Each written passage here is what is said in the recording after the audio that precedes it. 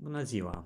Sunt Mihai Morariu, profesor de matematică cu o vechime în învățământ de 41 de ani și am participat la elaborarea unei culegeri de matematică clasa 7 la editura Învață cu Succes.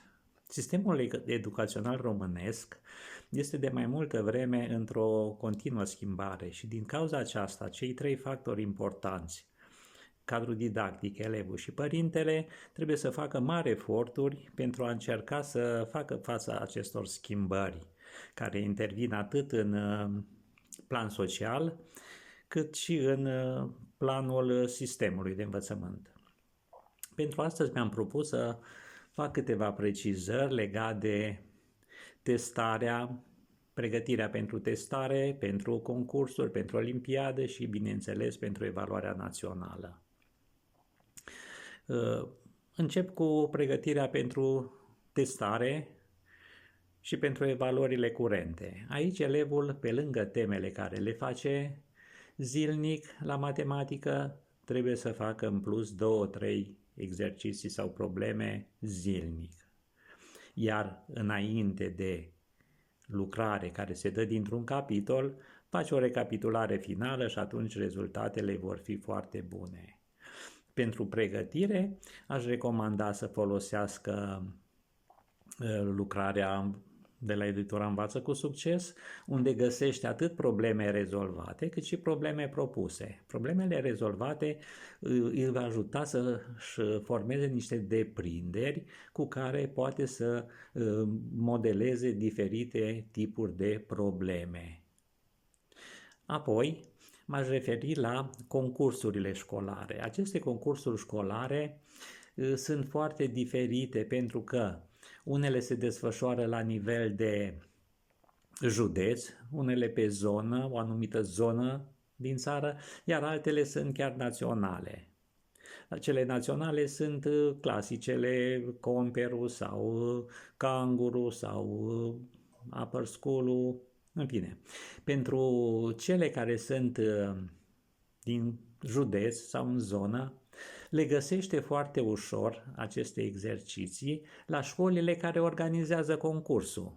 Adică deschide calculatorul, accesează pagina, site-ul școlii respective și acolo găsește problemele care s-au dat în ultimii ani. Ar fi foarte bine ca elevul să-și facă un folder în care să pentru clasa 5-a, pentru a 6-a, pentru a 7-a, pentru a 8-a, la fiecare nivel să aibă câte un folder cu subiecte. Aici el își găsește, pe lângă subiecte, își găsește și baremele. Și atunci poate să-și facă o pregătire foarte bună. Atât pentru cele exercițiile care sunt deci pe plan local, județean, adică, sau zonal, sau pentru cele de față țara. Trecem acum la olimpiade. Olimpiadele, de asemenea, fazele locale, găsește pe calculator, găsește toate subiectele care s-au dat în fiecare județ la faza locală în ultimii ani. El trebuie doar să le acceseze, își face de asemenea acele folder, cum am spus și înainte, face folderul și acolo în fiecare an nu trebuie să revină, găsește problemele care s-au dat, găsește baremele care îl pot ajuta în rezolvarea lor. Urmează, sigur, evaluarea națională, care este cel mai complex examen sau primul examen care îl dă fiecare elev și din cauza aceasta trebuie să e o notă foarte bună pentru a-și să înscrie la liceu care dorește, ca să-și poată urma o carieră. Ca obiect, matematica a fost, concepută mai abstractă și mai complexă și de aceea, pentru mulți elevi, este o generatoare de eșec școlar. De aceea, această evaluare națională trebuie pregătită foarte, foarte bine. Ce trebuie să facă elevul? Să-și caute toate culegerile din clasa 5, 6 și 7. Să-și facă un program de recapitulare. Trebuie să înceapă cu o autoevaluare, să vadă care este stadiul de pregătire a lui, să-și facă un program pentru recuperare dacă a rămas în urmă și apoi să înceapă pregătirile. Sigur că pentru început va fi mai dificil. El trebuie să-și consacre zilnic sau săptămânal niște ore în care să producă această recapitulare. Programul de lucru este normal, ca și la școală, 50 de minute ora, 10 minute pauza.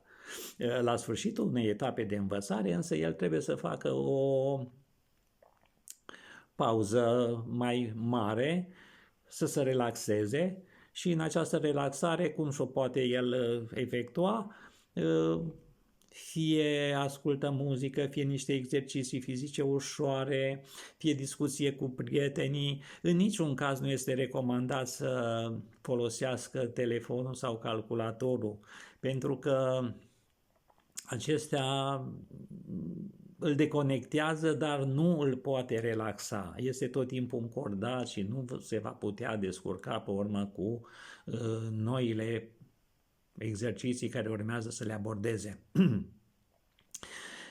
Cam asta ar fi modul de lucru. Eu vă urez mult succes în pregătirea voastră și de asemenea nu uitați să folosiți culegerile de la editura Învață cu Succes. La revedere!